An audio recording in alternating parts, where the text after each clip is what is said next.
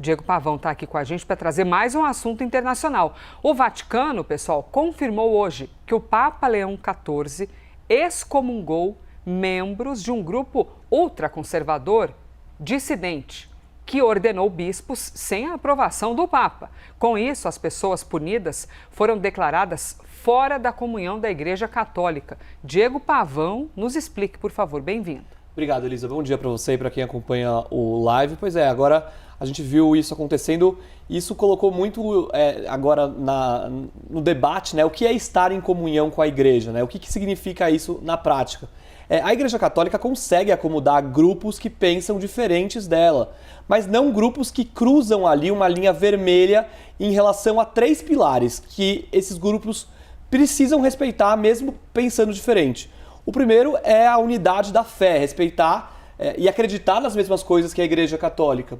O segundo é respeitar os ritos, né, como a missa, o batismo. E o terceiro, que foi o que esse grupo não respeitou, é o respeito ao governo da Igreja, ou seja, a autoridade do Papa. Esse grupo ordenou bispos sem o aval do Papa e por isso foi excomungado. O que significa isso na prática?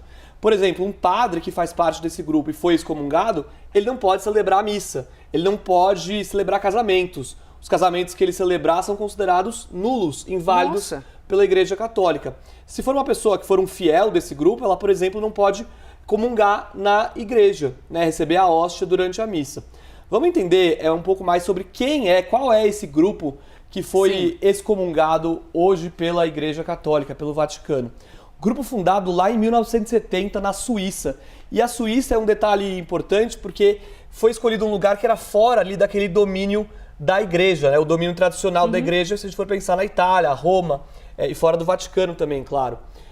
Na década de 70 também tem um motivo especial, esse grupo estava ali em oposição a reformas que a igreja estava implantando naquela época, que foi justamente o Concílio do Vaticano II, que eu vou falar daqui a pouquinho. 600 mil fiéis, ou seja, tem uma base consolidada hoje na igreja, 733 padres e 6 bispos.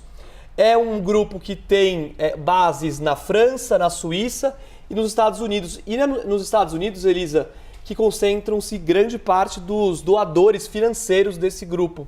Mas na Suíça foi onde ele nasceu, por exemplo. Esse grupo rejeita o Concílio Vaticano II. A gente falou bastante desse concílio quando a gente estava aqui naquela época de conclave. Foi aquele concílio que lá na década de 60 começou a trazer a igreja mais para o mundo moderno, contemporâneo, que começou a deixar de lado algumas práticas consideradas antigas da Igreja Católica.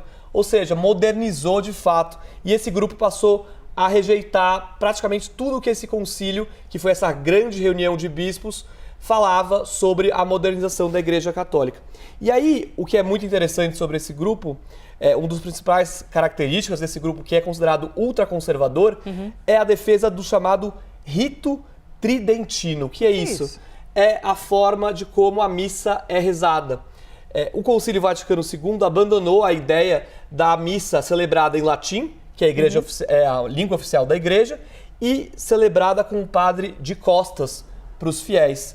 Essa era a ideia que foi estabelecida lá no século XVI, num outro concílio, mas que esse Concílio Vaticano II rejeitou. E esse grupo defende isso até hoje, que a Igreja tem que celebrar missas em latim e com o padre virado de costas para os fiéis. E agora, parte desse grupo foi excomungado pela Igreja. Muito bem, Diego Pavão explicando para a gente isso, essas movimentações e os desafios, né, da Igreja em adaptar-se para quem quer que a Igreja se modernize e os desafios de manter a tradição para quem tem um olhar mais conservador. Obrigada, Pavão, por ter vindo aqui. Obrigado, Elisa. Até mais.